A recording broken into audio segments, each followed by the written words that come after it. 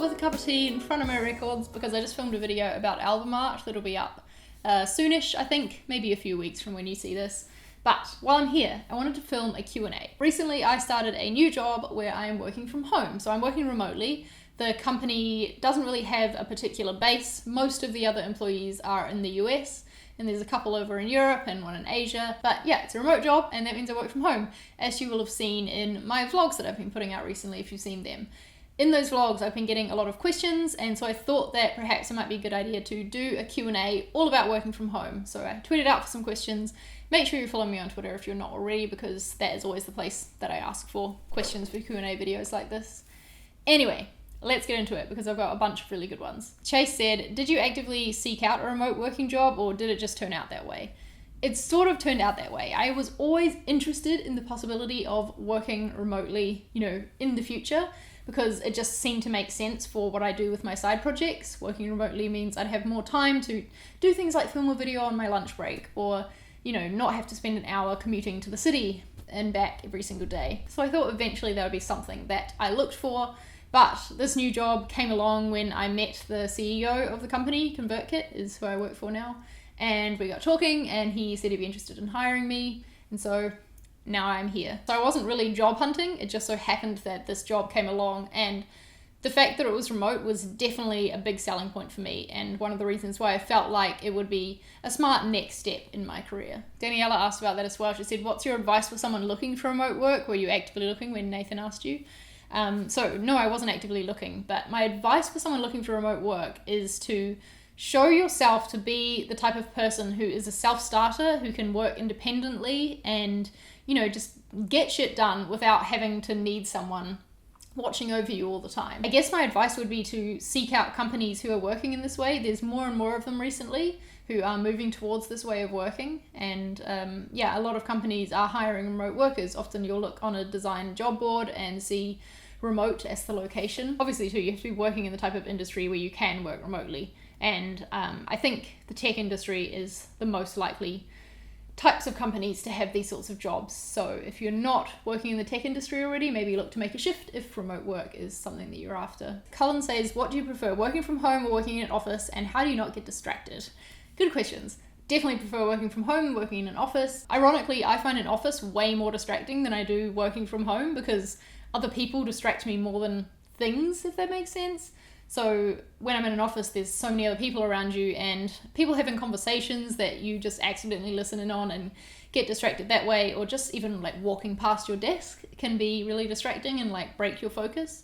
Whereas I find when I'm at home, I can just sit there and focus and there's nothing around me that will cause any interruptions. So it's much easier to find that focus mode. I definitely think that working from home isn't for everyone, and so maybe if you are the type of person who does get distracted really easily when you're at home, maybe you need that office environment. That doesn't mean you can't work remotely. That means that maybe you want to go to a co-working space, for example, and do your work from there. Louise says, how do you transition from a working mode/environment to playing, not only the space but the mentality? This is a really good question because, as you'll know if you've watched some past videos of mine or my vlogs, I get up fairly early in the morning, tend to wake up between 5:30 and 6 and do a bunch of work on my side projects before starting the day job, and that's different now that I don't have a commute in the middle there. Tip that my friend Natasha gave me when I posted my first working from home vlog is to take a mini commute in the mornings.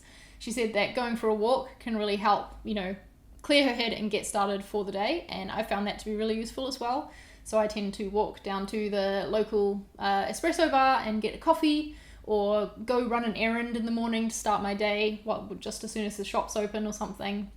And that really helps me put that split between the side project time and the work time. And actually I want to bring in another question here from Melanie, who said, do you work your normal hours? I sometimes find myself working all day. And it's definitely harder to switch off when you work from home. You have to put a deadline on yourself because it's not like you see lots of other people leaving the office and know that it's time for you to leave as well. So you have to be disciplined on yourself, I suppose, to not work all hours of the evening. I find that because I live with my boyfriend Mark, it is easier for me to switch the computer off than it is if he's not here, for example, which he wasn't for the first week that I worked from home, because he'll be wanting to watch a movie or we will be wanting to cook dinner or something. And so that is like this shut down end of the day and start some like evening relaxation time. I do tend to go a little bit later than I did in the office though, because my team is in the US, most of them, so that means that they come online in my afternoon. So if I need to talk to them sometimes, I might hang around a bit later, but for the most part, then I'll also start a bit later as well. So it evens out. Sophie asks, is it difficult not having people there in person to bounce ideas off or double check you're on the right path with the work? Really good question. And this is probably my main concern with working from home, because especially being a designer, you like having another designer there to bounce ideas off of. But the thing is with remote work is you need to be working at a company that is remote first, so they have a remote way of communicating, and that's how everything is done. For example, if it's a company where most conversations do happen in person and most meetings happen in person, and if you're not there you have to be caught up later, that's going to be really difficult to stay on top of things and to get that feedback that you want. But because the company I work at is really good with remote communication, I haven't found this to be an issue yet, which I'm really pleased with. Because they mostly come online in the afternoon, that means I've got my morning's free as total focus time, which I really love. And I do just have to make sure that I know what I'm doing the next day before I sign off the day before, you know what I mean? So that I can talk to them and ask any questions that I need to, so that I'm sure of the path that I'm going to take in the morning in my focus time. Jolene said, do you think you'll have a better, worse, or same work-life balance now that office equals home?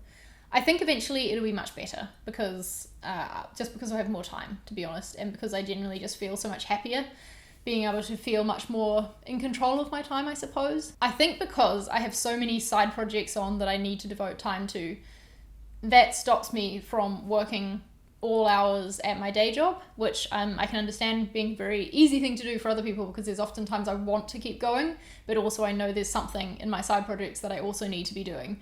And so I do turn off and do them instead. So maybe, I don't know, if you're working from home and finding that you're working too much, start a side project, because then you can work on that as well. And then you're still working, but on something else. Keshna says, how do you structure your day to get the work done? And is this the future of work? I do think it's the future of work to work this way, meaning however people work best.